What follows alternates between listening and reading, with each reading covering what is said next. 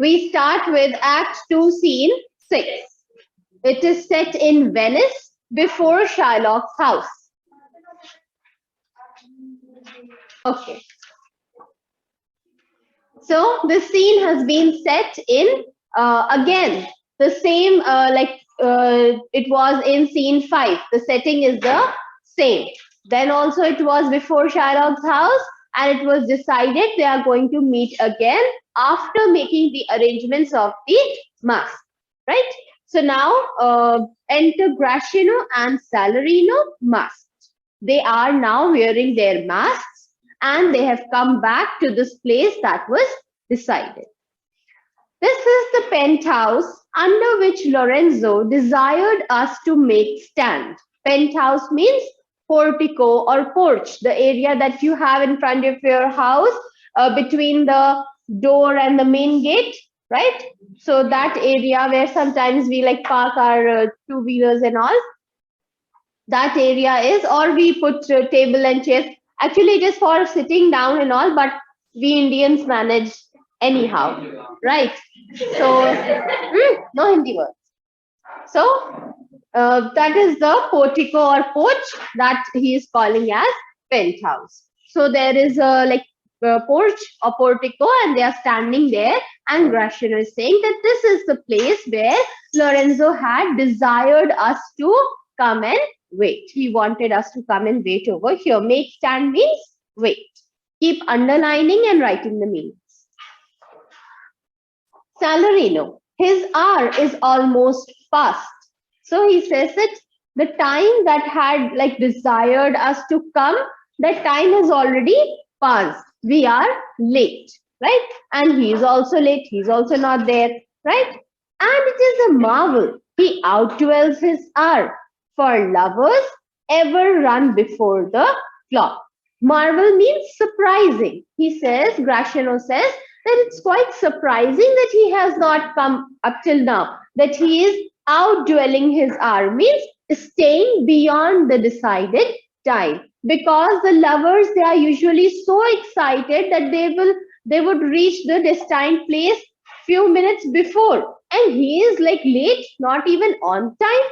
So it is very surprising that he is staying beyond the decided time.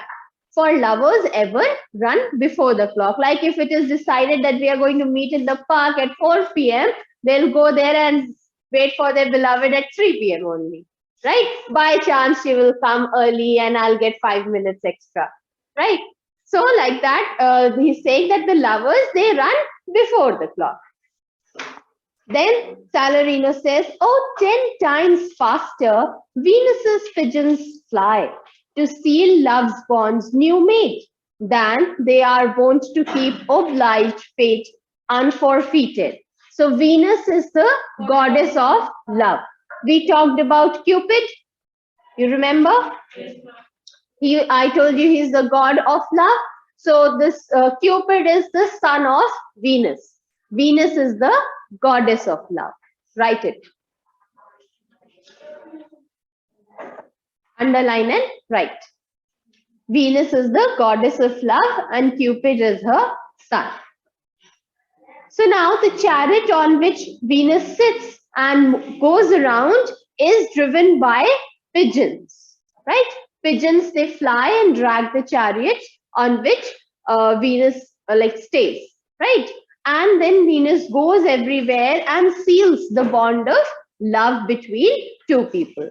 So when a new bond has to be made, or a marriage contract has to be signed, a new bond has to be sealed, Venus goes at a very fast rate. The pigeons fly 10 times faster than when usual couples who have already been bonded and they are old couples, then she goes to visit them, right? The speed when she goes to visit the old ones whose marriage has already been signed and their bond has already been sealed, Venus is going to go at a normal speed to them.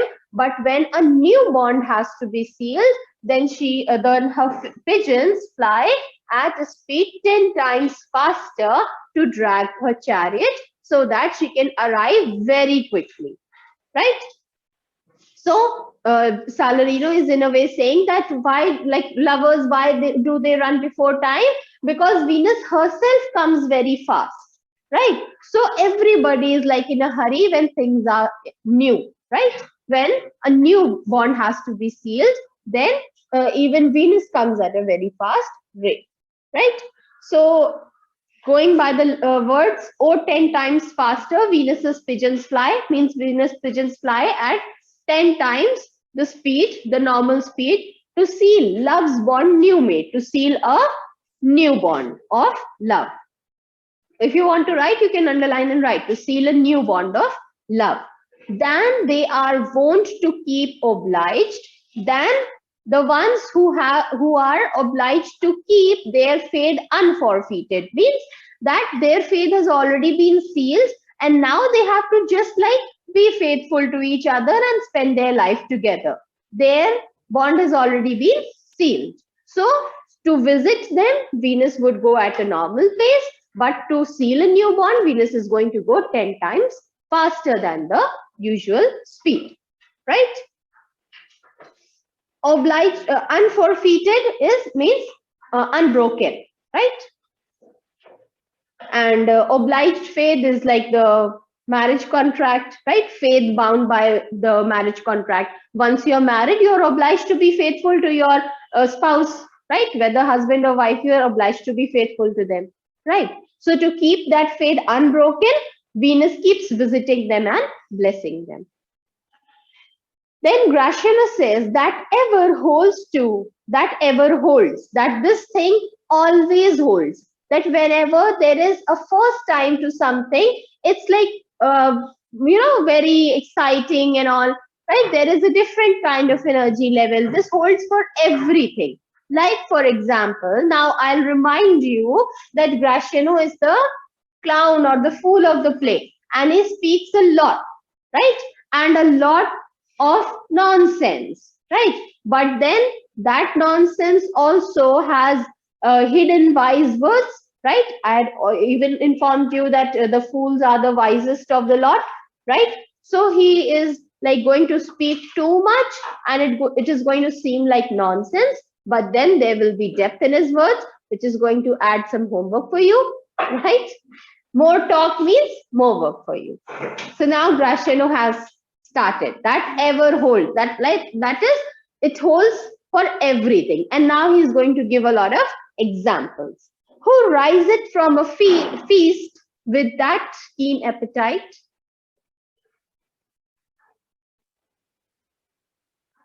Who riseth from a feast with that keen appetite that sits down. That is, keen appetite means that an eagerness to eat, right? So when a hungry person is coming to sit down at the dining table, the eagerness to eat is more than compared to the time when after he has eaten and now he is getting up from the dining table. Obviously, when he has eaten, now he's satisfied. Why would he be eager to eat? Right? So he says that, for example, that when a person is coming to sit at the dining table, the desire to eat is more than when he gets up from the dining table. Now, what kind of talk is that?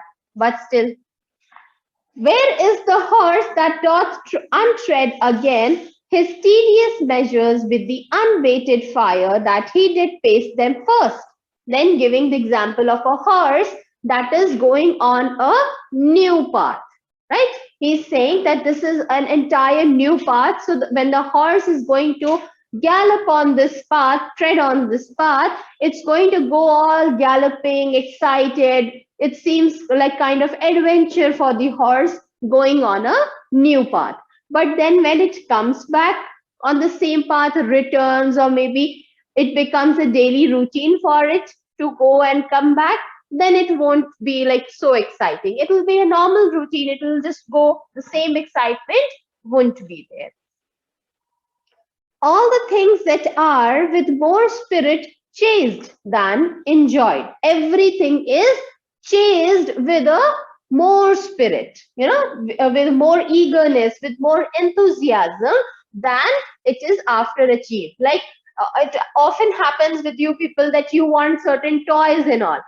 But up till the time your parents don't get that to you, you are after their lives. No, I want it. Every fascination is related to that.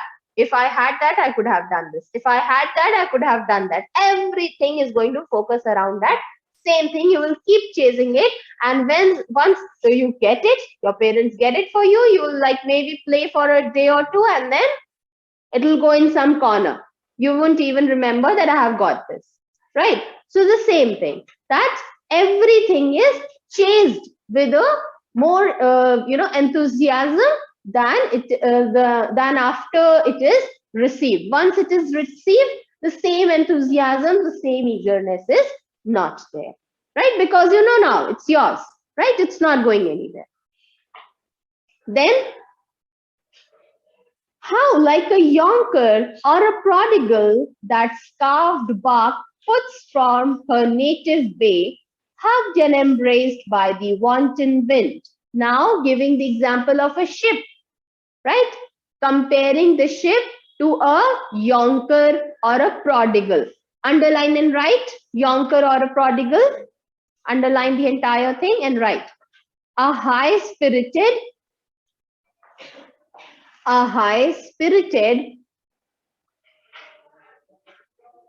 spendthrift, a high-spirited spendthrift.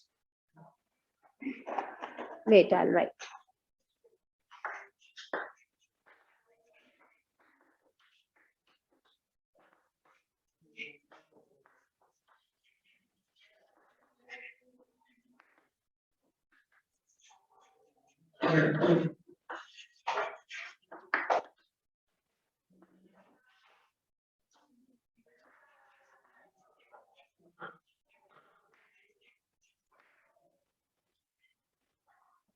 A high-spirited spendthrift youth out in search of pleasure. That is like they have a lot of money, they'll go out and party here and there and waste all the money, right? Like we talked about the prodigal son, right? Out for merriment. So a ship is being compared to a yonker or a prodigal, and with the scarved bark. Scarved bark means the decoration, the flags and all. The ship is decorated with flags and all. So you can underline and write decoration, the flags, a ship decorated with flags. So the scarved bark, right, puts her from her native bay. Now she is out for sale. This ship is out for sale with all the decoration, and it is going out like a prodigal or a yonker with, you know, all full high spirited going out for merriment. Hugged and embraced by the wanton wind. This ship is going to be embraced by the wind. Right? Wanton like means insignificant, not of much worth. The wind is like blowing at a normal pace. It isn't of much worth. How like a prodigal doth she return? Now, if you remember what I told you about the prodigal son, how did the prodigal son return? You remember? How did he return? He was very poor.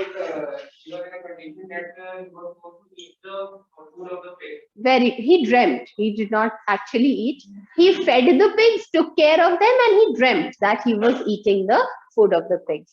So he was all ruined and wasted, and he came back crying and apologizing to his father. So now the ship also went out like a yonker, but it returns as a prodigal son, all ruined and wasted, and everything lost. Over here, the prodigal word refers to prodigal son. Underline and write.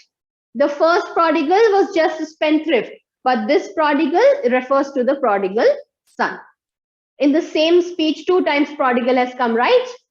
So the first time it was just a spendthrift, but the second time it refers to the prodigal son.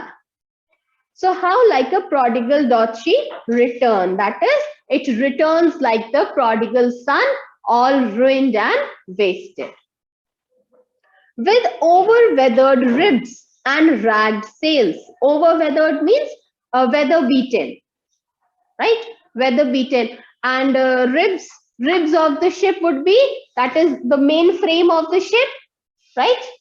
And the main frame is made of wooden plates. So those wooden plates are being called as ribs. Like for example, this is the ship, right? So the wooden frames that are forming the main frame of the ship, these are being termed as ribs. So these ribs are now weather beaten. That is, they have set on the long journey, facing all the water, wind, and all. So the condition is not very good.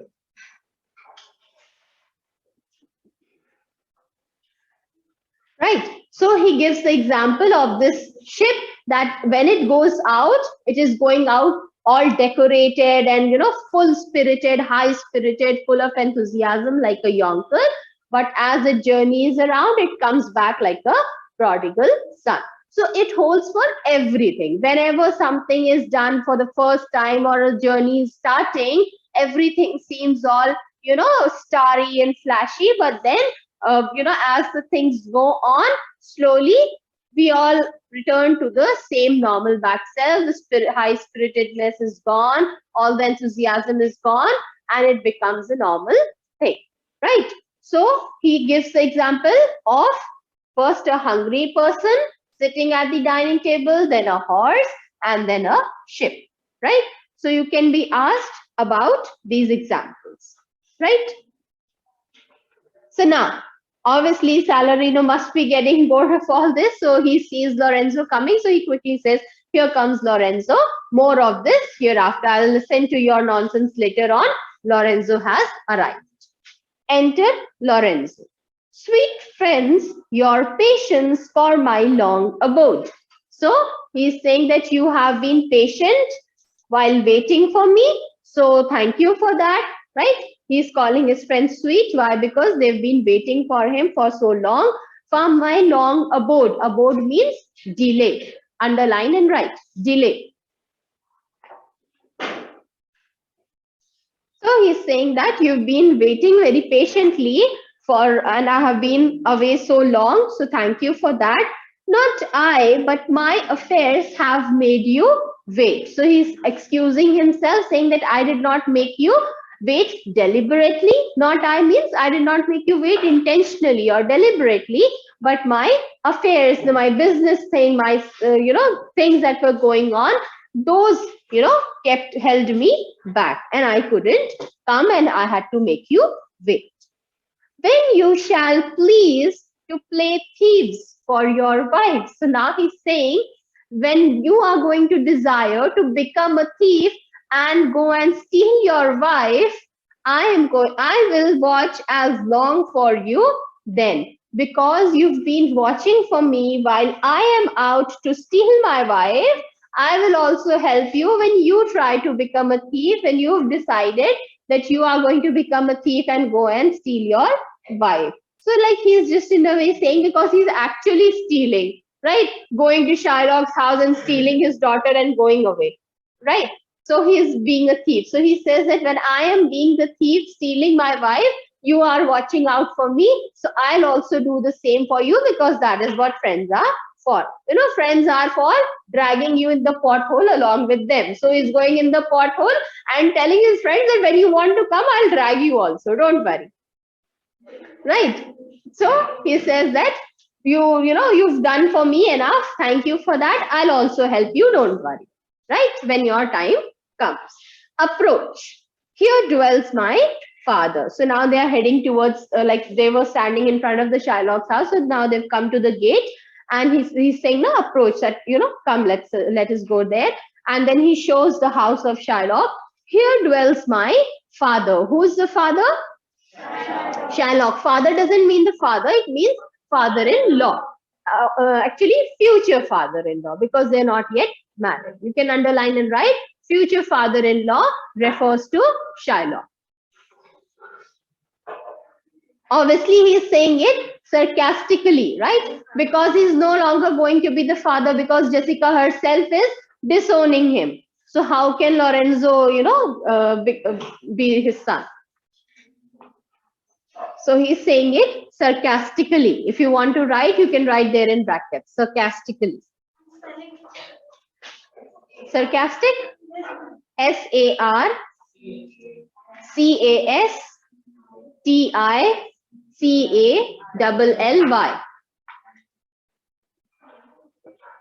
So father is the future father-in-law, refers to Shylock, but then sarcastically. Who's within? So now he comes, he tells that this is my father's house, and then he calls out inside, who is within, who is there inside the house. Enter Jessica above in boy's clothes. So now Jessica is upstairs, she's looking down from the window, and she's dressed in boy's clothes. Who are you? Tell me for more certainty, albeit I swear that I do know your tongue. Now she is recognized by the voice that it is Lorenzo. But she's saying, who are you? Tell me so that I can be more sure. I can be like 100% sure that it is you only. Certainty means like I become certain, I became sure, there isn't any doubt that it is you. Although, albeit means although. Although I can swear that you are Lorenzo because I do know your tongue. Tongue means voice. So I know your voice, so I know who you are, but still you tell me once so that I can be 100% sure. Lorenzo says, Lorenzo and thy love. So he says that I am Lorenzo and your beloved, right? Lorenzo, certain. Oh yes, you are Lorenzo, of course, right? And my love, indeed. Why indeed? Indeed means truly. So why is she pointing out that yes, you are my love? Because he has kept his promise, right? Had he not loved her truly, he wouldn't have come. This was the time when he should have betrayed her, but he has come. So he is, you are my love, truly, right? Then, for who I love so much, and now who knows but you, Lorenzo, whether I am yours. So she is in a way saying all this, but not putting it as a statement, but as a question. That who would know that I love you so much? Who knows that I am whether I am yours or not, right? So she's just in a way putting it as a question. She is in a way saying that you are my beloved and I also love you as much as you love me, and you know that very well, right? It's just that she's putting it in the form of question. Heavens and thy thoughts are witness that thou art. Yes, you love me so much, you are mine. Heavens are the witness of this, that you are mine, and your thoughts also are witness. You know it in your heart that you are mine, right?